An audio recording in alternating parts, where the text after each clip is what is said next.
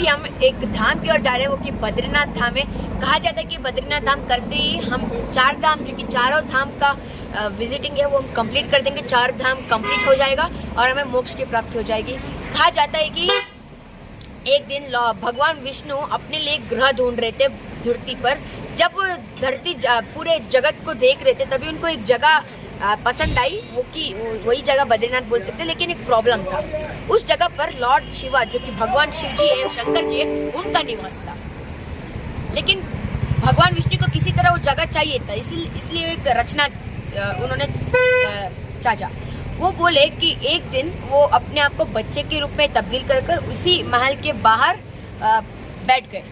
जब माँ पार्वती और भगवान शिव वहाँ से गुजर रहे थे, तब माँ पार्वती ने वो बच्चे को देखा जो रो रहा था, तो उसी से देखकर उसकी ममता जाग गई। उसी कारण वो माँ पार्वती बच्चे को लेकर अपने महल के अंदर जाकर रख दिया, सुला दिया। लेकिन जब वो गुफा से वापस आने रहते अपने महल की ओर, तब वो माँ पार्वती और भगवान शिव ने देखा कि उनके महल के कपाट बंद हो चुके थे, मतलब उनको एंट्री नहीं थी, अभी बंद हो चुका था, किसी ने उसको कब्जा कर लिया। तब माँ पार्वती ने बोला कि जरूर वो बच्चे की काम है ये, अब मैं कुछ नहीं कर सकते, बच्चा उसको तो मार नहीं सकते हम लोग। तो तब भगवान शिव ने कहा कि मैं भी कुछ नहीं कर सकता, वो तेरा ही बच्चा है, तो क्या करे। माँ पार्वती भी यहाँ पे कंफ्यूज हो चुकी थी क्या करे। इसी कारण वो वहाँ पे उस जगह को छोड़कर सीधा केदारनाथ गए। तो हम बोल सकते केदारनाथ में भगवान शिव का वास है और बद्रीनाथ में भगवान विष्णु का वास। इसी कारण बोल सकते हैं बद्रीनाथ में भगवान विष्णु का मूर्ति है। लेकिन इस धाम का नाम बद्रीनाथ इसलिए है, इसके पीछे भी एक बहुत बड़ा कहानी है। कहा जाता है कि उसी धाम पर एक दिन भगवान विष्णु ने हजारों साल तपस्या करने का एक आइडिया बनाया। जब वो तपस्या करने लगे तो थोड़े वर्षों में बहुत तेज बारिश होने लगी, बर्फ गिर रहा था, बारिश होने लगी। तब माँ लक्ष्मी ने देखकर उन्होंने एक फैसला किया कि मैं एक वृक्ष बनकर भगवान विष्णु को आश्रय दूंगा, उनको भीगने नहीं दूंगा। जब हजारों साल होने के बाद जो उनकी तपस्या कंप्लीट हो गई, तब वो देखा कि उनके ऊपर एक वृक्ष बन चुका था और वो और कोई नहीं, माँ लक्ष्मी थी जो उनको बचा रही थी, खुद भीग कर, ना कि भगवान विष्णु को भीगने दिया।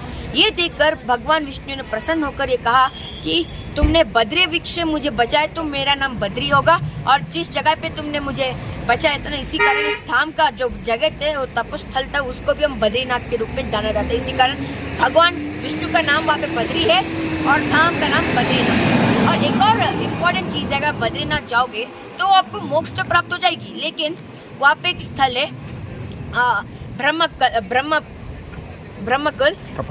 कपाल, तो वहाँ पे आपको पिंड प्रदान करना चाहिए। कहा जाता है कि पिंड प्रदान करने से अपने पितरों को क्या बोलते हैं, मोक्ष मिलती है, उनको मुक्ति मिल जाती है। तो वहाँ पे बद्रीनाथ जाए तो पिंड प्रदान जरूर कीजिएगा। इसके पीछे भी कहानी है।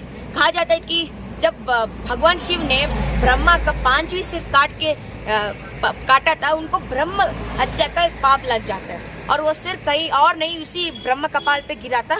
और भगवान शिव अपने ब्रह्मा हत्या के पाप से मुक्त होने के लिए वो भगवान विष्णु के पास गए, उसका हल ढूंढने के लिए।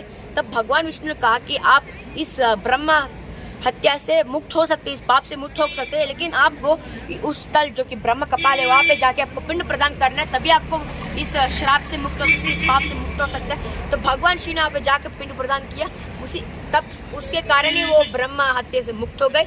और कहा जाता है कि जिन लोगों को गया के पिंड प्रदान से मुक्ति नहीं मिलती है, वहाँ पे उन पितरों को अगर हम यहाँ पे पिंड प्रदान करें तो उनको जरूर मुक्ति मिलती है। इसी कारण पिंड प्रदान करना पे मत भूलेगा। ये पिंड प्रदान की जो ब्रह्म कपाल जगह है वो बद्रीनाथ मंदिर से ठीक उसके विषय में एक नंदी रिवर है, उसके उस बाजू पर वो स्थल है जहाँ उसे बोल सकते ब्रह्म कपाल, वहाँ पे आप पिंड प्रदान कर सकते हैं। और एक और बात है, इस मंदिर को आदि शंकराचार्य ने बनाया था, वो भी 8th सेंचुरी में। और कहा जाता है कि जब 6 महीने ये मंदिर बंद हो जाता है तो इस मूर्ति को वही रहता है, मूर्ति तो वही रहता है, लेकिन 6 महीने जब बर्फ में ढका रहता है तब हम मनुष्य तो हम पूजा नहीं कर सकते कि कपाट बंद रहता है। उसी समय वो 6 महीने भगवान उसको पूजा करते रहते। बोलते हैं कि जो प्रीस्ट आचार्य थे वो नारद जी होंगे, जब 6 महीने बंद रहेंगे और 6 महीने जब खुलेंगे हम मनुष्य पूजा करेंगे। ऐसा है कि 6 महीने देवता पूजा करेंगे और 6 महीने मनुष्य पूजा करेंगे,